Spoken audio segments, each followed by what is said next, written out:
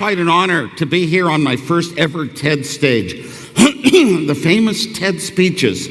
We're born with a natural curiosity, and we have an open mind. We want to learn things. We want to learn how to feel things and what they do to our senses when we're a tiny baby. We want to open cabinets eventually, and our parents let us learn these things. And every time we see something new move by or we touch it, we smile, and it's such a great thing. And then we go to school, and in school, we want to open those cabinets, but you can't open the cabinets. 30 kids, 30 students can't open every cabinet. We're taught rules. Our behavior is regulated. Our desire to be openness and learn everything is inhibited. You can only learn what is in this class, the same thing on the same minutes and days as every other student in your class. And that's what school is. We're taught that intelligence is having the same correct answer that everyone else in the class has.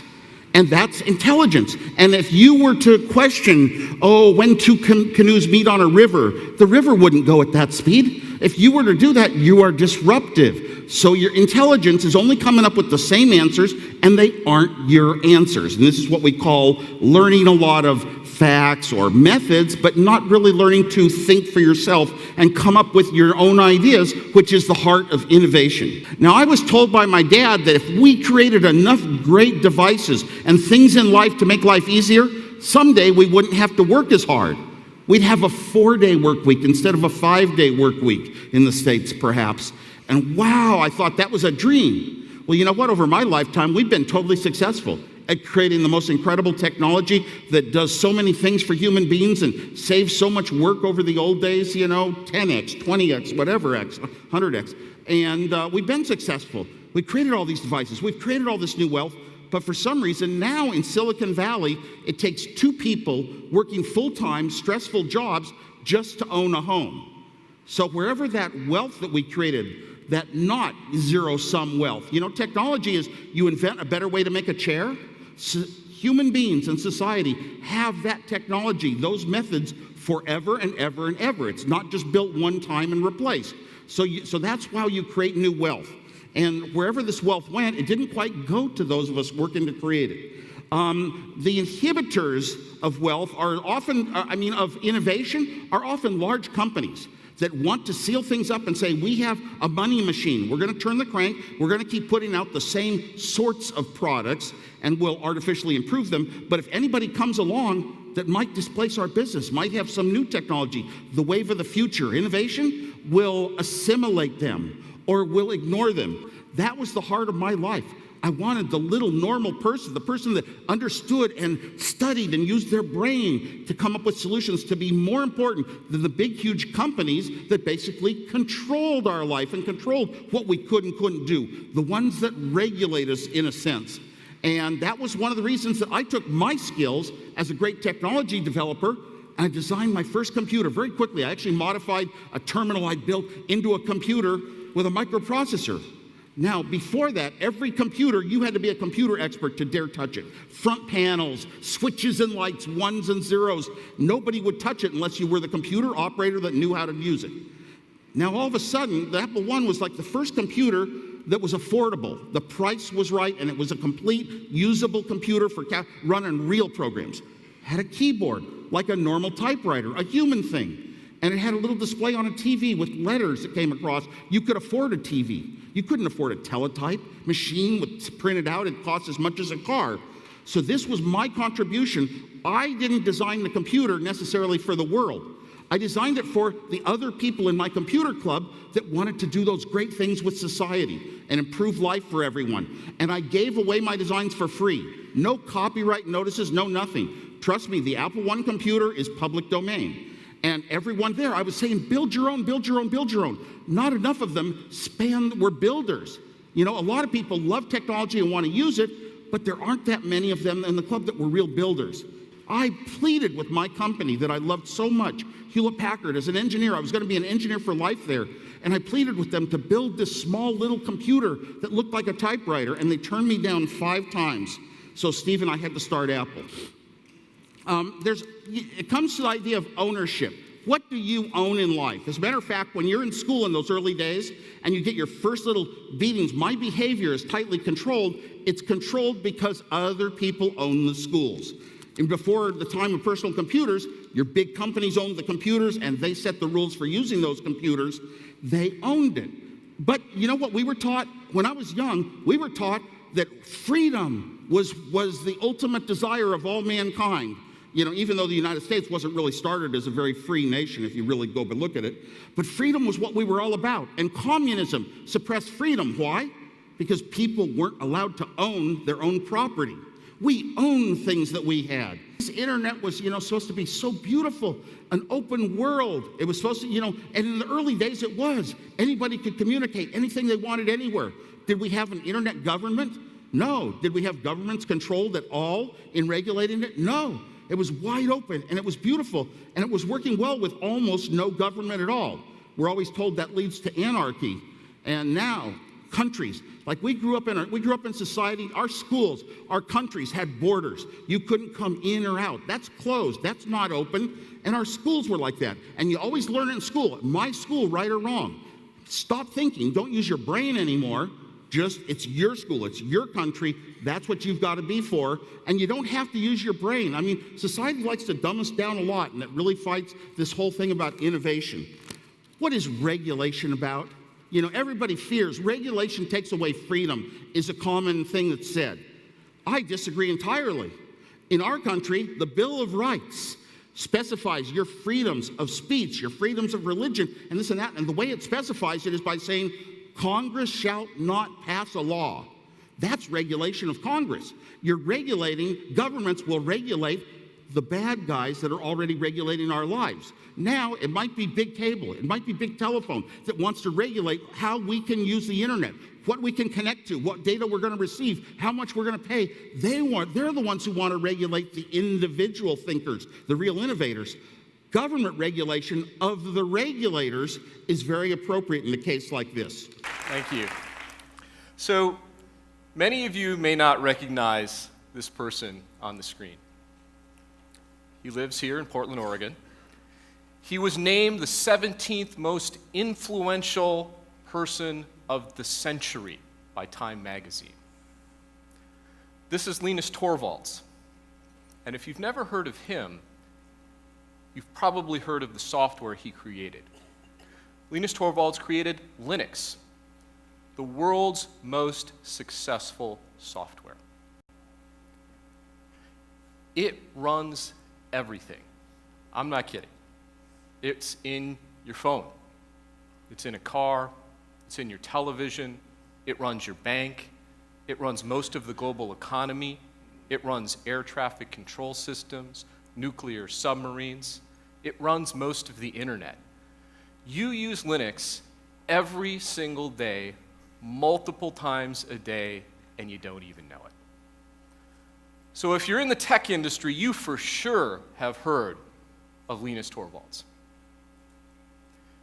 And almost none of you have ever heard of me.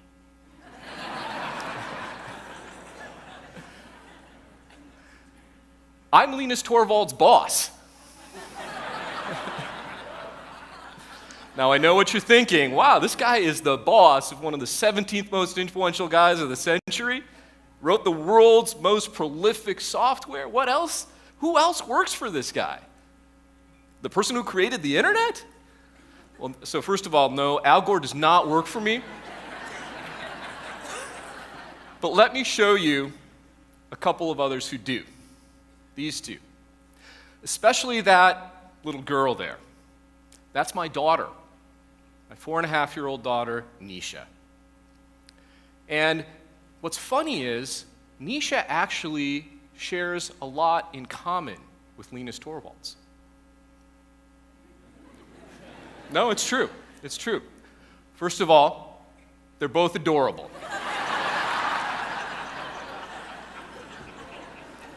Second, they're both geniuses. And finally, neither of them listen to anything that I say. 1.3 million. 1.3 million smartphones running Linux are activated every single day. 700,000 televisions are sold every single day running Linux. 92% of the world's high-performance computing systems that predict climate change, forecast the weather, run the CERN supercollider are all running Linux. 85% of the world's global equity trading platforms run Linux. The New York Stock Exchange, the Tokyo Stock Exchange, the London Stock Exchange, most of our economy runs on Linux. $1,000 trillion is the amount of transactions that happen on just one Linux system, the Chicago Mercantile Exchange. It runs Google, Facebook, Amazon, most of the internet. It is by far the world's most widely deployed software. So, how does Linus do it? And why should you care, for that matter? Well, he does it collaboratively by working with thousands of developers all across the world in different countries, performing a grand act of creation. Don't dream big. Don't dream big. This is an email from Linus Torvalds over 20 years ago announcing the creation of Linux. I'm not doing anything big, just something for fun. And what's interesting here, whether it was intentional or not, Linus was paraphrasing a poet, Robert Frost, who said, "Don't aim for success if that's what you want. Do what you love and believe in, and it will follow." And I think it's appropriate that Linus was paraphrasing a poem, because what's happening behind thousands of computer screens all over the world is a renaissance. The Michelangelos and the Da Vincis and the Raphaels of their day are creating great poetry. And they're doing it because they love it. There's a difference between a house painter and Da Vinci. And the grand code poets who are writing this truly believe in what they're doing, and it is making a huge difference throughout the world. And because they believe in it so much, they don't care about lesson 2, which is give it all away. Give it away. You see, Linux is open source. Anybody can take it and use it completely for free.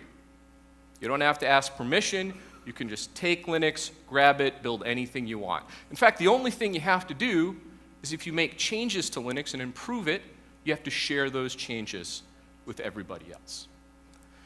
And when I tell people this, they think, you guys are idiots. Nobody can make any money, giving things away, right? Well, that's not true. And I'm going to prove it to you. What if I showed you 3 companies, one based entirely on free and open source software, one based partially on free and open source software, and one that's completely based on closed software? They don't give anything away, they sell it. What do you think the results from those companies would look like?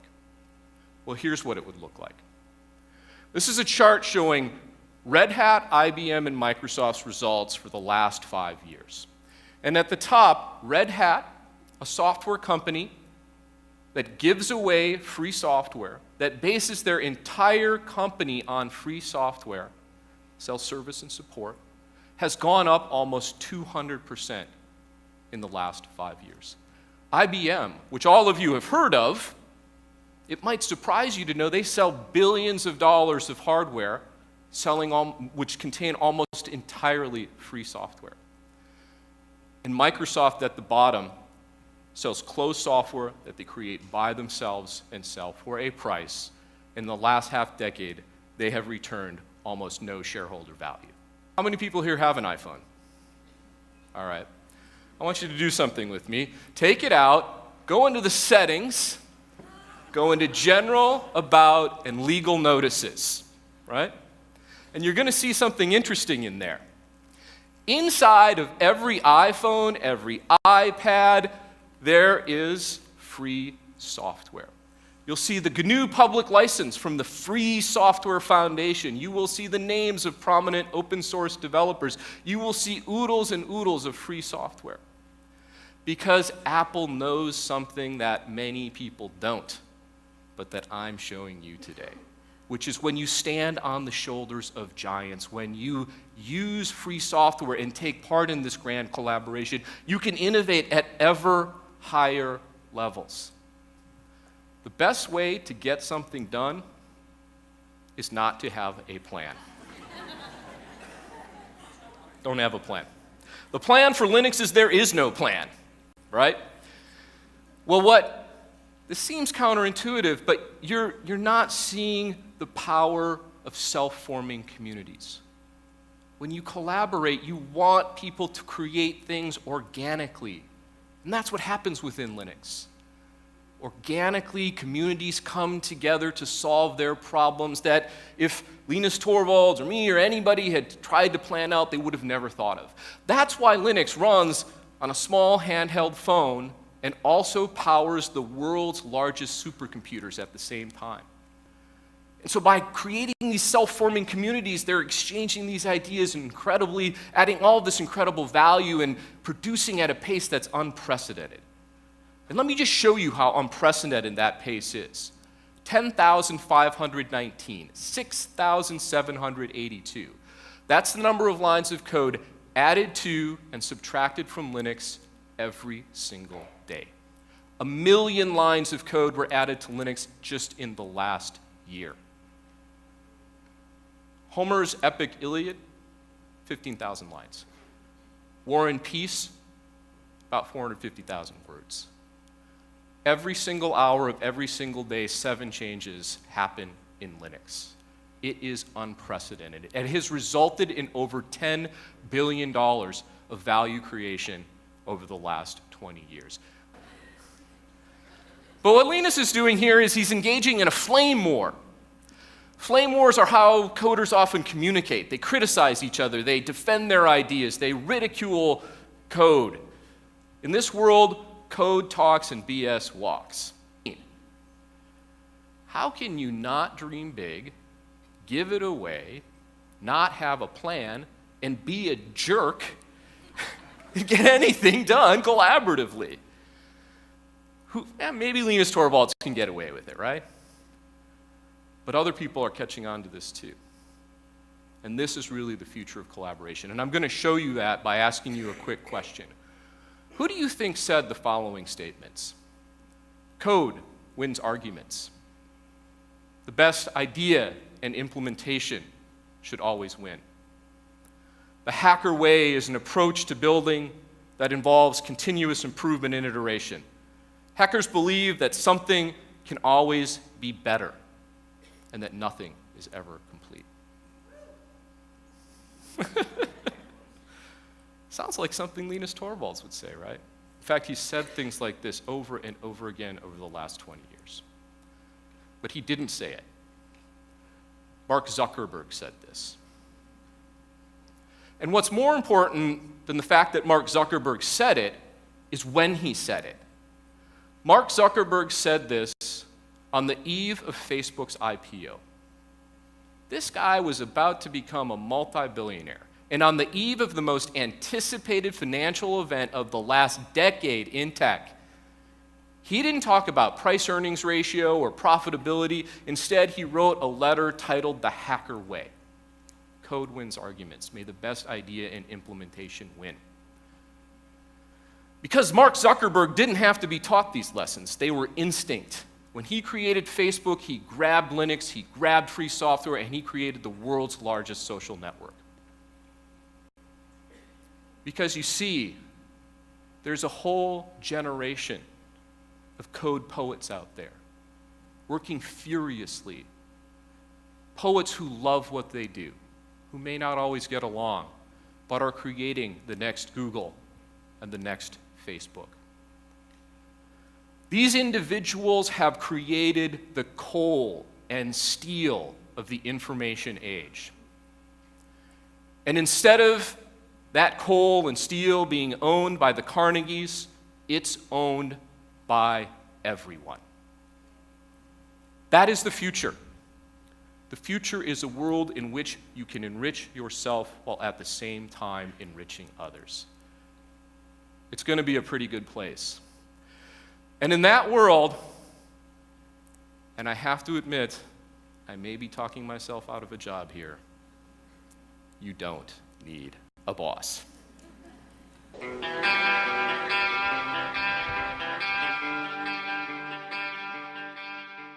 Can you tell us what the free software movement is? Free software is software that respects your freedom. So it's free as in freedom, not as in price. We don't mean gratis software. We mean freedom-respecting software. With software, there are just two possibilities. Either the users control the program, or the program controls the users. In order for the users to control the program effectively, they need certain freedoms. So if the software respects these essential freedoms, then it's free software, and the users control it. The users control it individually and collectively in parallel. Any group of people with similar desires for the software can have their version that they control. And any individual who mostly agrees with that group but disagrees on one point can change his version. So he can start with the group's version and then change it himself. One group could get the version from another group and then adapt it further. So the users in all conceivable ways have control over the copies that they use. But if the users don't control the program, then it's the program that controls the users, because it does what it does and the users are stuck with it. And who decides what it does? There is somebody who controls that program and through it exercises power over its users. So a non-free program generates a system of unjust power, and therefore non-free software is an evil. The freedoms that are essential for the users to control the program are 4 in number. Freedom 0 is the freedom to run the program as you wish. Freedom 1 is the freedom to study the source code and change it to make the program do your computing as you wish. Freedom 2 is the freedom to help others. That's the freedom to make exact copies and distribute them to others when you wish. And freedom 3 is the freedom to contribute to your community. That's the freedom to make copies of your modified versions, if you've made some, and distribute copies to others when you wish. These freedoms, to be adequate, must apply to all kinds of activities. We have a principle that says we defend the internet and all other forms of communication against the encroachments of both public and private powers. What are your thoughts on this principle?